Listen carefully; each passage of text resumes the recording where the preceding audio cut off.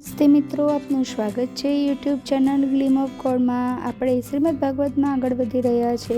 ગઈકાલે આપણે જોયું હતું બલિરાજાનું આખ્યાન અને અદિતિએ કરેલું પયોવ્રત। આજે આપણે જોઈશું વામન અવતાર।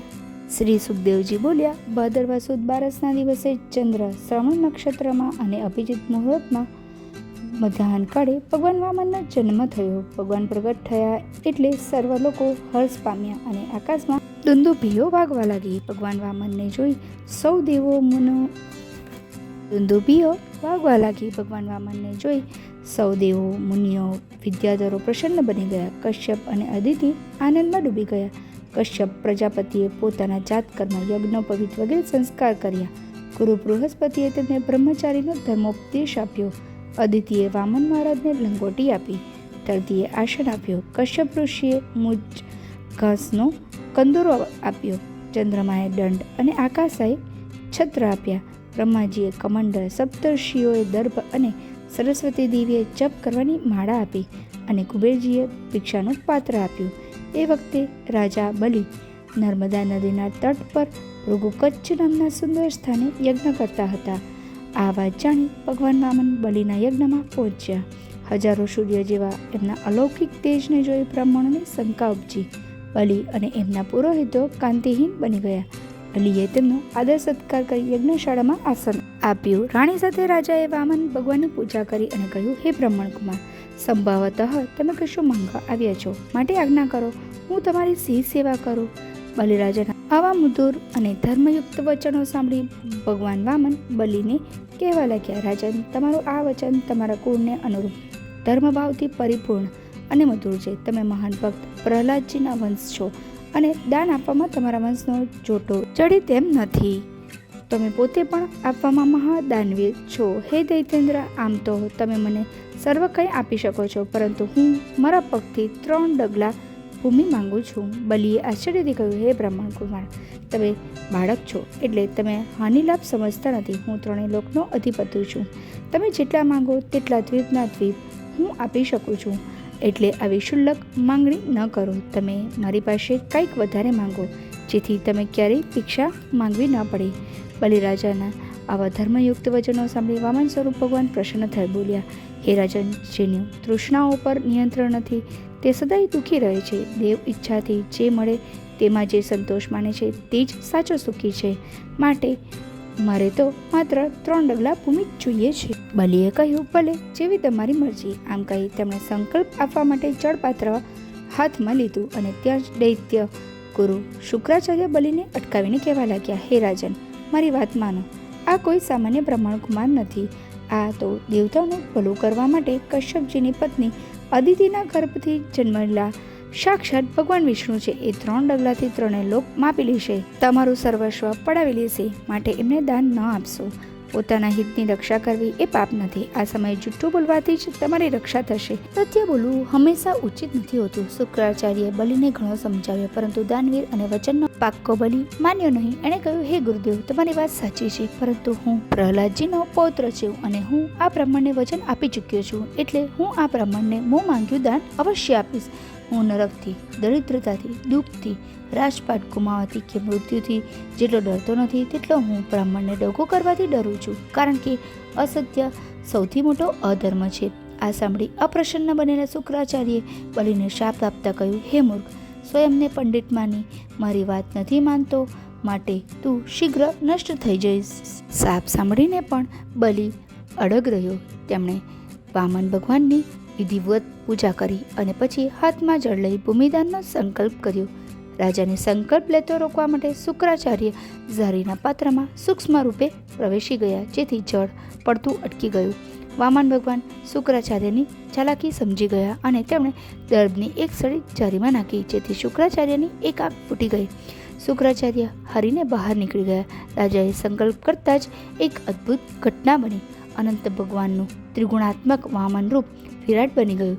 બલિએ સમસ્ત ચરાચર જગતને એમના શરીરમાં જોયું. એમના ચરણોમાં રસાતળ, પગોમાં પૃથ્વી, પિંડીઓમાં પર્વતો, ભુજાઓમાં પક્ષી, ઉરુમાં મરુદગણ, જાંઘોમાં દૈત્ય, નાભીમાં આકાશ, કાંખમાં સમુદ્ર વગેરે દેખાયા. ત્યારે વામને એક ડગલાથી પૃથ્વીને માપી લીધી, આકાશને શરીરથી ઢાંકી દીધું, ભુજાઓથી 10 દિશાઓને ઢાંકી લીધી, બીજા ડગલાથી સ્વર્ગ વગેરે સાથે લોક માપી લીધા, પરંતુ ત્રીજા ડગલા માટે કશું બચ્યું નહીં. જ્યારે ભગવાનનો પગ સત્યલોકમાં પહોંચ્યો તો તેમના ચરણ કમળ જોઈ ઋષિ વગેરે એમની વંદા કરવા લાગ્યા. બ્રહ્માએ એમના ચરણ ધોયા, દેવતાઓએ એમનો જય જયકાર બોલાવ્યો. 2 ડગલામાં આખી પૃથ્વી છીનવાઈ જતા દૈત્યો ક્રોધિત બની કહેવા લાગ્યા, આ બ્રાહ્મણ નહીં, માયાવી વિષ્ણુ છે. દેવતાઓની સહાય માટે અહીં ભિખારી બનીને આવ્યો છે.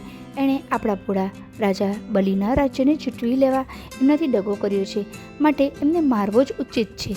દૈત્યો વામન ભગવાનને મારવા અસ્ત્ર શસ્ત્ર લઈ આગળ આવ્યા. જોઈ ભગવાનના પાર્ષદો પણ તેમના બચાવ માટે આગળ વધ્યા. આ ઝઘડો જોઈ બલિને શુક્રાચાર્યનો શાપ યાદ આવ્યો.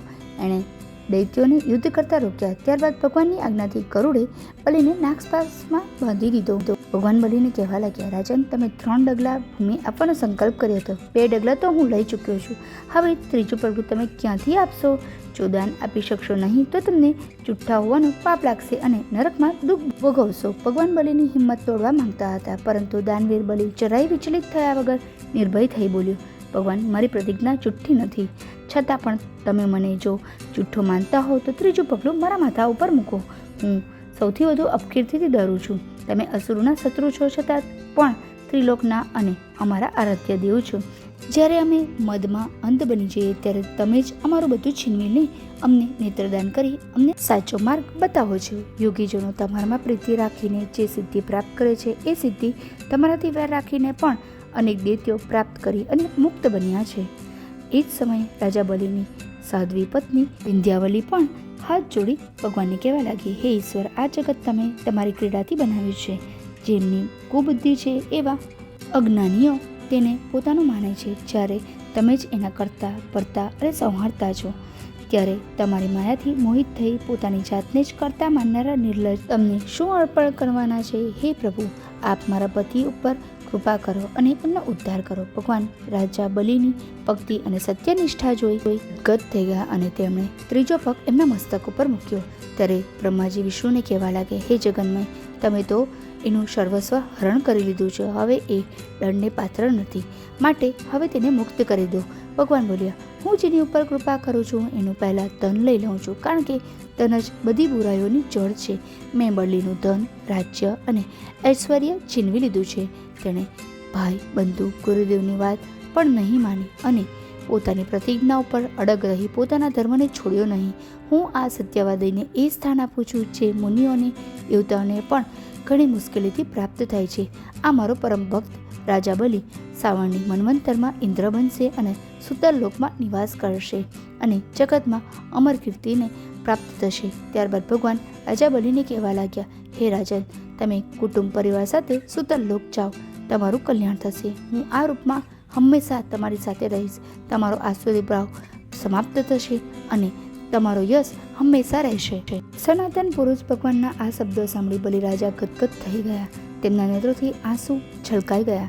તેમણે ભગવાનને હાથ જોડી તેમની સ્તુતિ કરી. ત્યારબાદ તે દૈત્યો અને પરિવાર સહિત સુતરલોક જતા રહ્યા. ભગવાને સ્વર્ગનું રાજ્ય ઇન્દ્રને સોંપી દીધું. પોતાના પૌત્ર ઉપર ભગવાનની કૃપા જોઈ બલિના પિતામાં પ્રહલાદ એમની સ્તુતિ કરતા બોલ્યા, ભગવાન, તમે જ સર્વત્ર અને સર્વાત્મા છો.